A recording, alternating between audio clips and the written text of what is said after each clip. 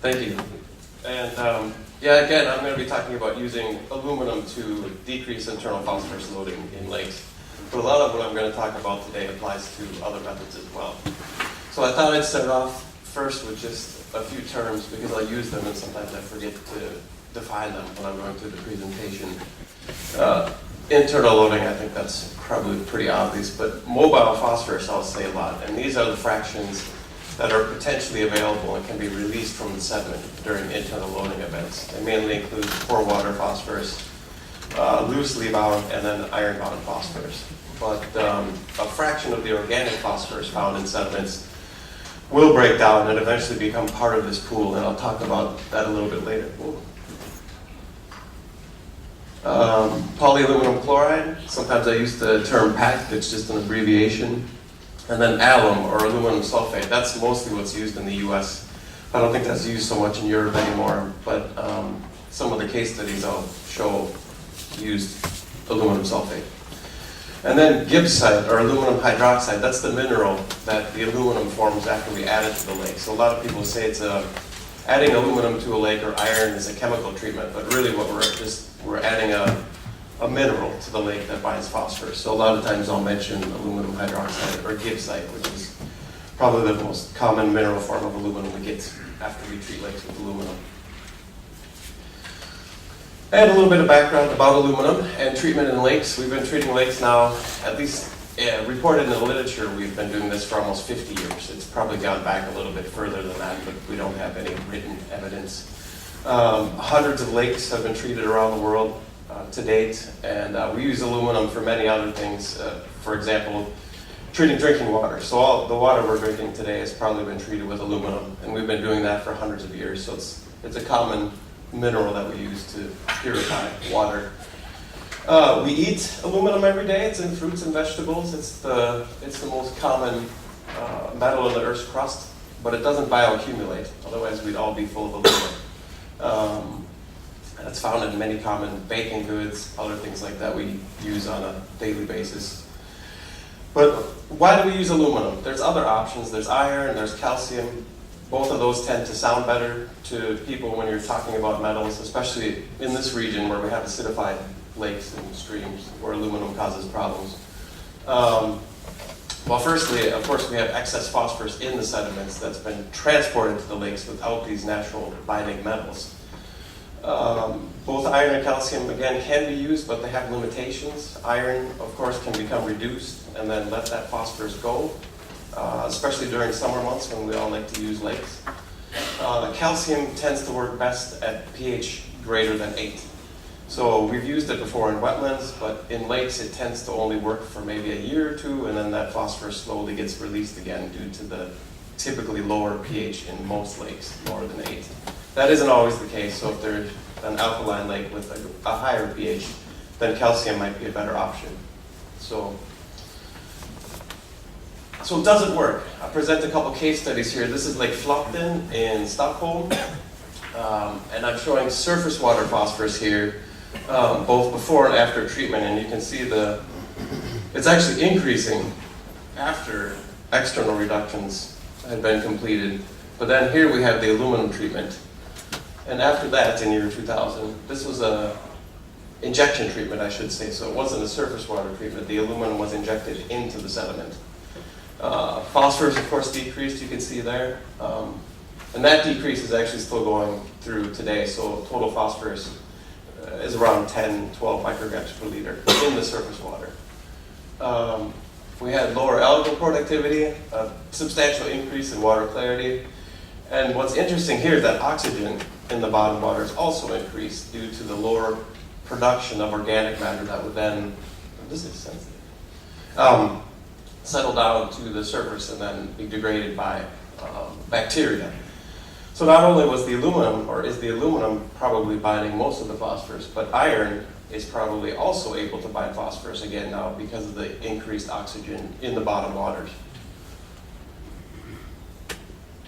And here I'm showing phosphorus in the bottom water, so this is just above the sediment surface in a treatment. This is Lake Calhoun in Minnesota. It was part of my PhD project. And average concentrations of phosphorus in the hypolumion increased to about 400 micrograms per liter by the end of the season. So this is the growing season on the x-axis down on the bottom. Sometimes that would reach maybe 600 micrograms per liter. After treatment, that's a 5-year average. There was basically no internal loading, which isn't a natural condition in most lakes. Even oligotrophic lakes have some internal loading during the summer months, and maybe even the winter months, when the lake is dry. But now we're sitting at where that green line is, probably what represents natural conditions. We don't really know yet. We don't have a way to predict what internal phosphorus loading should be in lakes during summertime. That's something we're working on now. Yeah. So here's another lake, and this lake was underdosed, but I wanted to talk a little bit about expectations, especially related to a treatment that was just done here, I think a few weeks ago, where the SECU depth, I don't know what it increased to, but it was quite large. So this is Cedar Lake, another lake that was treated before my PhD, but it's in the same chain of lakes in Minnesota. And you can see there the red line is the average SECU depth, or water quality, or water clarity in the lake, sorry, before treatment. The dashed line here is when we added the aluminum, and then you can see what happened to the water clarity after this. So that blue circle, that's average SECU depth, went up to 5 meters directly after treatment, and that's not natural for this lake. So what happened during that period is we actually had negative internal loading. This was a water treatment, so the aluminum sat on the sediment surface and was pulling phosphorus out of the water column. And like I said, that's not natural for a lake to have 0 or negative internal loading. But then it stabilized, and this is what it should have been. That was the goal. But then this was an older treatment. It was underdosed using older methods that weren't precise. So after about 10 years, we were back at pre-treatment conditions. So we completed a study a couple years ago where we tried to gather as much data from aluminum treated lakes around the world. We found data for 114 lakes. There are probably more, but that's what we could find in the amount of time we had. And we looked at the average longevity of the treatment. So how long the treatment reduced phosphorus in the surface water by at least 50%. And the average longevity for all those treatments was 15 years. But you can see here that there's a very large difference between the shallow lakes and the deep lakes when we looked at average longevity. So why is this? In shallow lakes, there's less water, and alkalinity in the water acts as a buffer against pH change. So when you add aluminum or iron, it pulls the hydroxide from water and leaves the hydrogen. So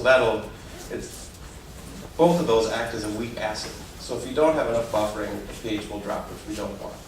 So there are two ways to solve that. You can use a buffered form of aluminum, or you can use less aluminum. Many times we use less aluminum.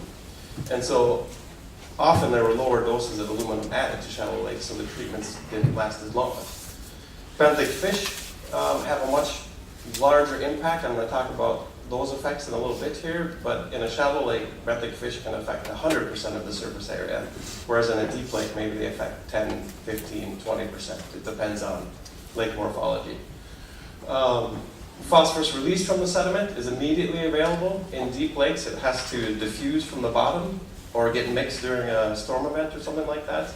In shallow lakes, it's immediately available for use, so you don't actually see very much what I call mobile phosphorus in the lakes. In shallow lakes, because it's used so quickly. Everything happens faster due to higher temperatures as well.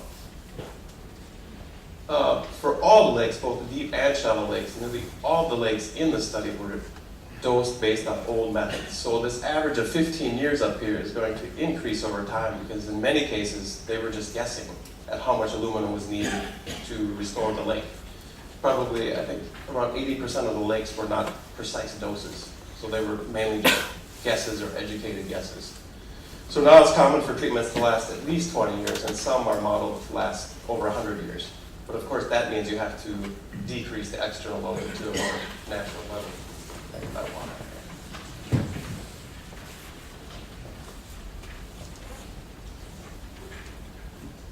So This graph is in log scale, but I put the conversion 0 to 100 years. So I was a consultant after I got my PhD, but there were a lot of questions that we still couldn't answer at the time. So I came back to research, and one of them was this question: if you treat a lake with aluminum, how long will the treatment last? So we looked at the lakes that had enough data to try and develop a model where we could predict longevity, and I think we had about 81 lakes. I think that's what we had here. But you can see the graph here. So on the y-axis we have measured longevity. So that's actually how long we measured it last versus predicted. You see we get a very nice relationship here using 3 simple to calculate variables. One is the lake morphology, just the mean depth divided by the lake area. The second one was the ratio of watershed area to lake area. And then the third one, of course, is how much aluminum we add, the aluminum dose. So these are general terms. So I'll try to go into a little bit more detail here. So why does lake morphology affect treatment longevity? There's a number of reasons. So in this particular article, we use the Osgood index, which again is just the ratio of mean depth of the lake to the total lake area. And again, deeper stratified lakes had a longer longevity. So in shallow lakes, lower doses added. I already mentioned that. One of the other things is, and this is one of the problems we have with dosing still, is that organic bound phosphorus, or not organic bound, but phosphorus in organic compounds, will eventually become mobile phosphorus and then potentially be released to the water column, but we don't know how long that takes. And I'll talk a little bit about why this is a problem with these types of treatments in a minute here. And again, biological processes are important in shallow lakes, and they tend to move phosphorus more quickly from the sediment to the water column. Benthic feeding fish, macrophytes, that I've already talked about. So here is that same model, but with lakes with medium to high densities of benthic feeding fish. These are mainly carp lakes, not bream. But you can see all of those lakes had lower than expected treatment longevity, and that's due to the effects of benthic feeding fish.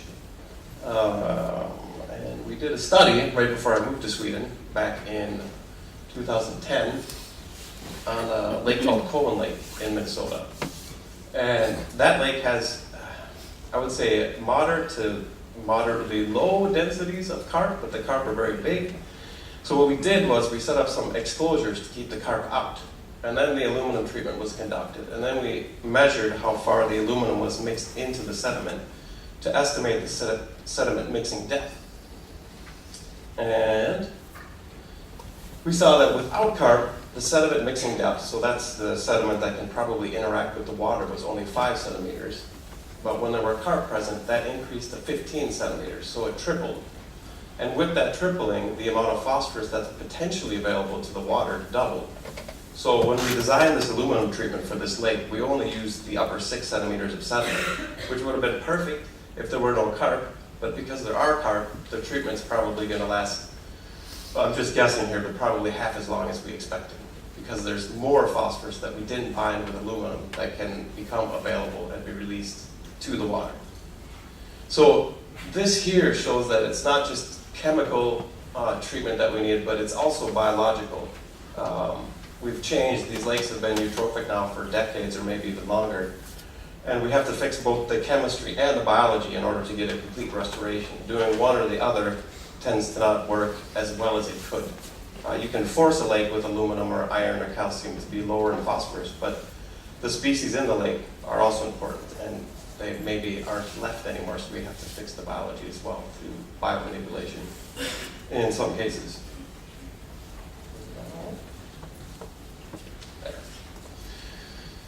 So we've done a little bit of work now, actually quite a bit, with the binding efficiency of aluminum, and we see that, you can see up there, that the binding ratio, so how many aluminums it takes to bind one phosphorus, varies greatly. It's varied from around 2 to almost 20, which is an order of magnitude, which is a very large range.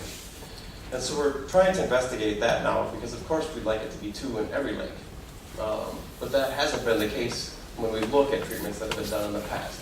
And this is for a number of reasons, and one of them is just due to lake morphology and how much aluminum we add. So in deep lakes with steep slopes, aluminum in a water treatment anyway, a water column treatment, the aluminum tends to move to the deep hole along with low density sediment.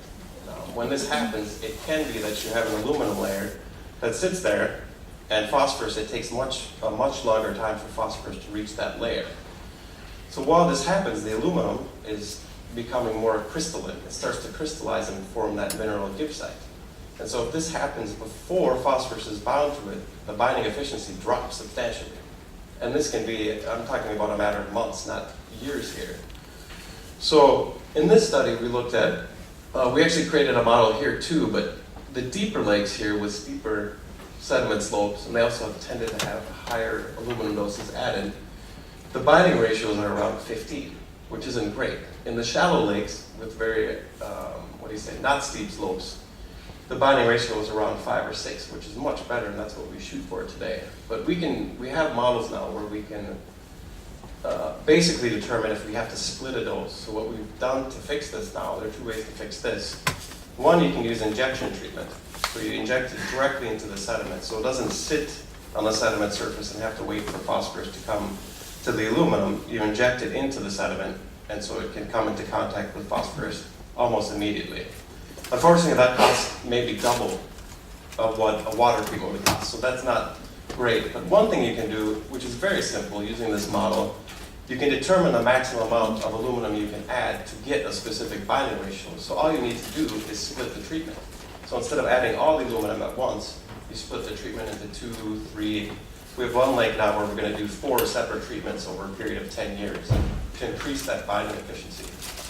And it sounds like that costs more money, but in reality, you're saving a lot of money because you're binding so much more phosphorus. It costs a little bit to get the equipment out during every treatment, but that's a very small cost to the increase in phosphorus that we're binding with the aluminum.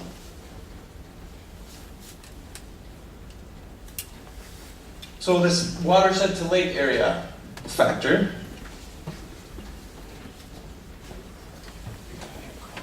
that affects longevity in lakes.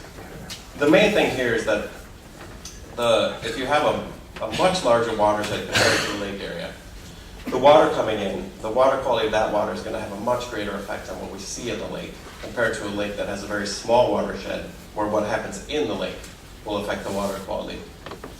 So that's basically what's going on with that factor. We didn't have the specific data like hydraulic residence time or things like that to include in the model. So we use this ratio that seems to work pretty well. So it encompasses this hydraulic residence time and then of course the effect of external nutrient loading versus internal nutrient loading.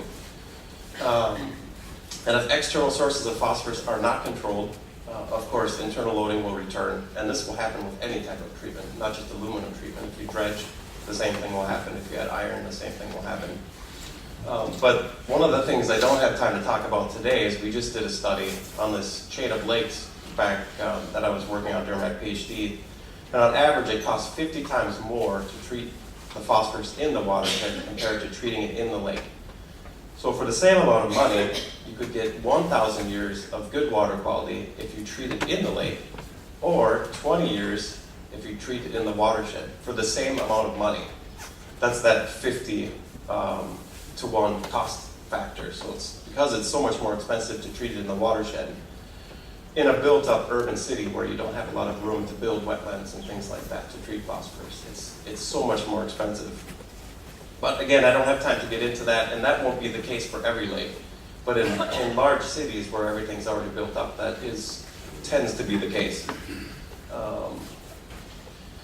And then of course the aluminum dose affects how long a treatment will last. And we've gone from guessing using alkalinity just to make sure we don't drop the pH too far, which has nothing to do with phosphorus, to internal loading, which gives you an idea of how much phosphorus you have to bind, but it tells you nothing about how much phosphorus is in the sediment. And now we have, finally in 2000, Ryan and Welch came up with a method using this mobile phosphorus in the sediment, this potentially available phosphorus. But that model eliminates basically all the mobile phosphorus in the sediment, which isn't natural. Again, we have some internal loading in nearly all lakes.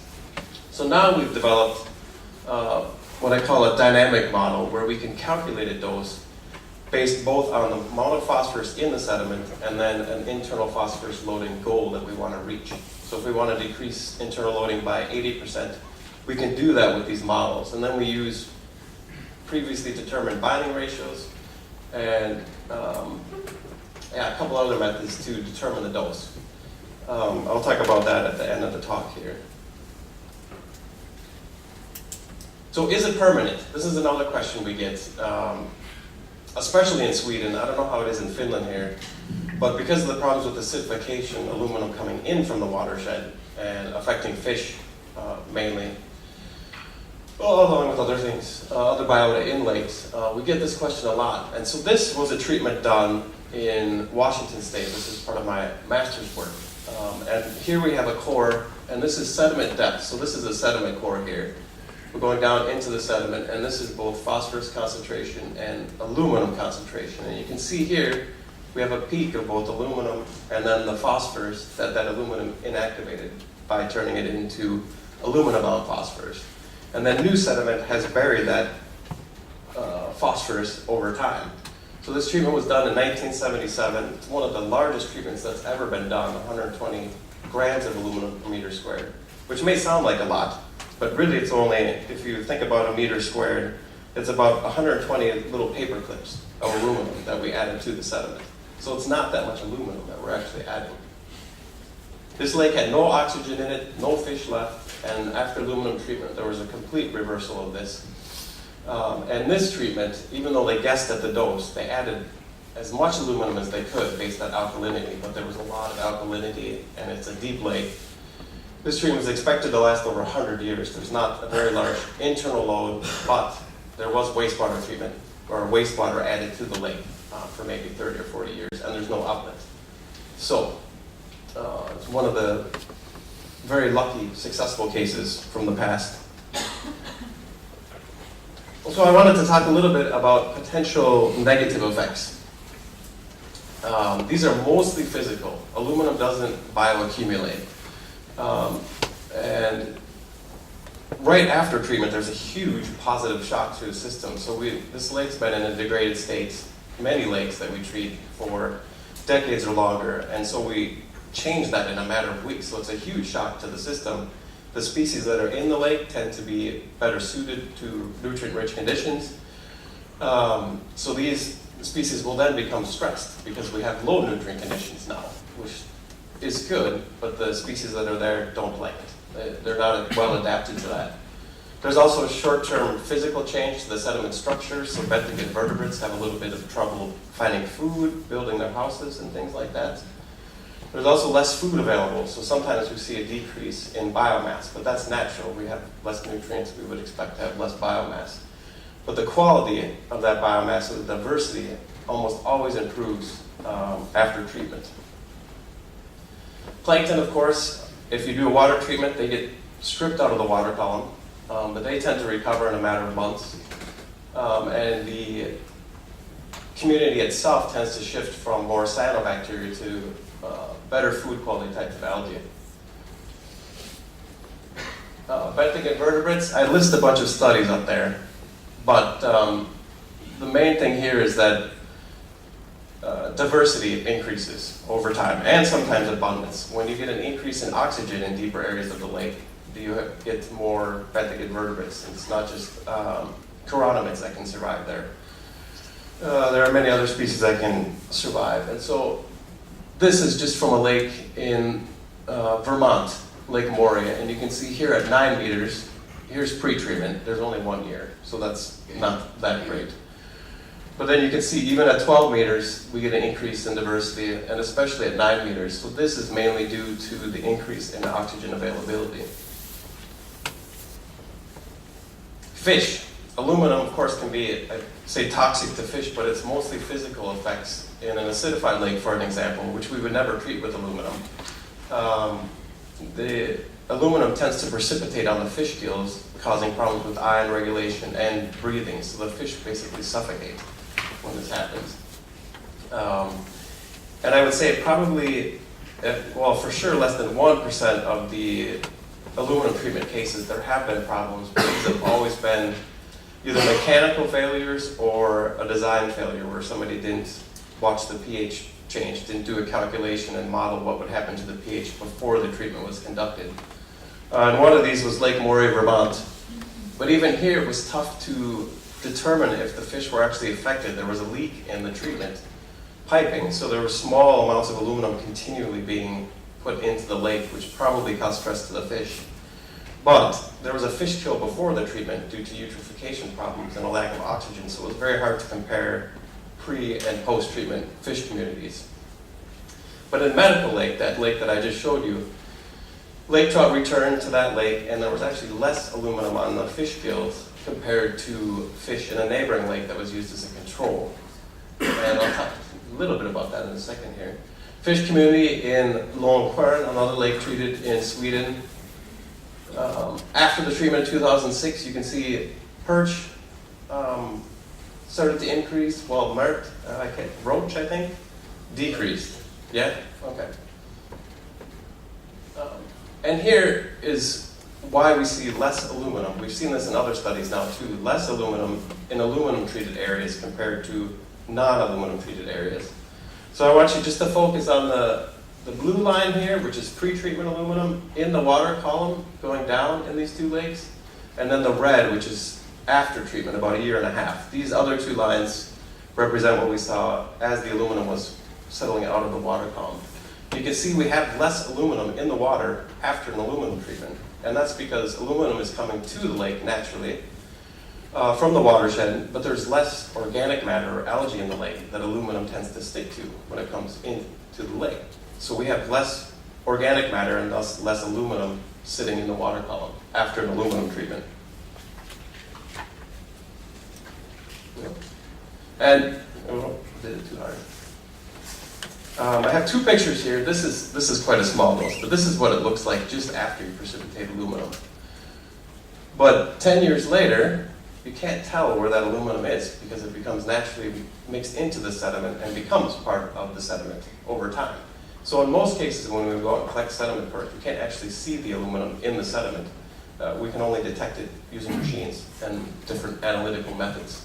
So it becomes a natural mineral, binding phosphorus, and then it gets mixed into the sediment over time. And then quickly here, just a cost comparison. This is not the best cost comparison because it's based on lake area in hectares. So how much it costs to do different treatments based on lake area. It has nothing to do with how much phosphorus is in the sediment or anything like that. But you can see here, aluminum treatment is pretty favorable. Water mixing is very cheap, but that almost always makes, that's just mixing the water. That almost always makes things worse because you just increase the time or decrease the time it takes from phosphorus being released from the sediment to get to the surface water where algae can use it. That's not always the case, but it's been often in the studies we've looked at. But what would be best here is if we could calculate, unfortunately we don't have the data to do this. This is a study we did for the Swedish EPA, or HAV, the Water Authority. If we could calculate a cost per kilogram phosphorus removed or inactivated, and we've done this for aluminum now, and even using the injection treatments where the cost is double to do the treatment, we get about 63 euros per kilogram phosphorus inactivated, which I think is pretty good. I think fish removal is actually probably better, but that might take quite a bit longer, thank you, to do. So, in summary, aluminum treatment. What we're basically doing is adding a natural mineral that's already in sediment and soil, it's very common, to bind that excess phosphorus we've been adding to lakes for decades or longer. There are minimal negative effects, but there are effects, especially directly after treatment. It's such a big shock to the system, and we're adding, until that gets mixed into the sediment, it's a very concentrated amount of aluminum mineral. So that, in that way, it's not natural until it gets mixed into the sediment. So some biota do have issues with that, and it causes stress. But for the most part, aluminum works. The only failures we've seen are either mechanical or design failures. So if we've added aluminum to a lake that has a very large watershed, you won't see much change in phosphorus in the lake. It'll protect downstream lakes from that internal loading, but in that lake itself, you might not see a very large effect.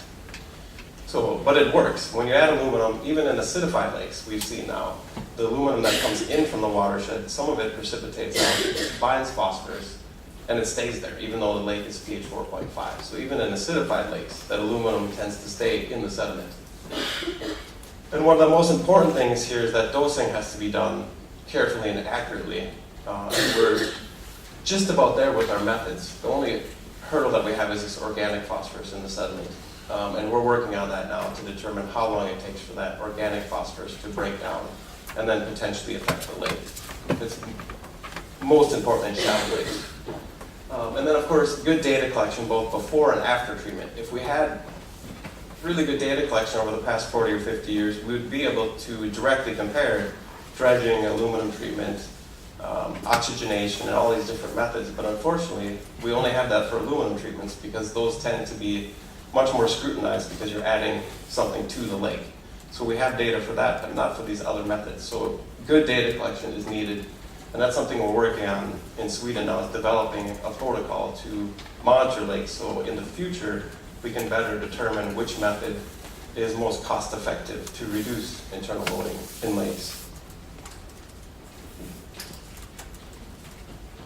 And so this is just a general representation of how we would go through and do an aluminum dose. And the first question is, do we use aluminum?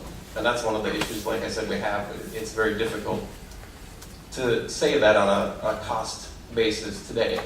But oftentimes it is one of the cheapest methods to use. And then we just go through this method here. We look at the calculation of aluminum dose. Are there benthic fish present? How much aluminum do we add, and do we need to split the dose? And so we do these calculations, and then we come up with a treatment plan, and then go through the treatment. So this is a very simplified version of what we do now, but it's not that difficult either to dose aluminum treatment properly for an effective lake restoration project. So with that, I can take any questions. I hope I didn't talk too fast. I tend to do that during presentations. But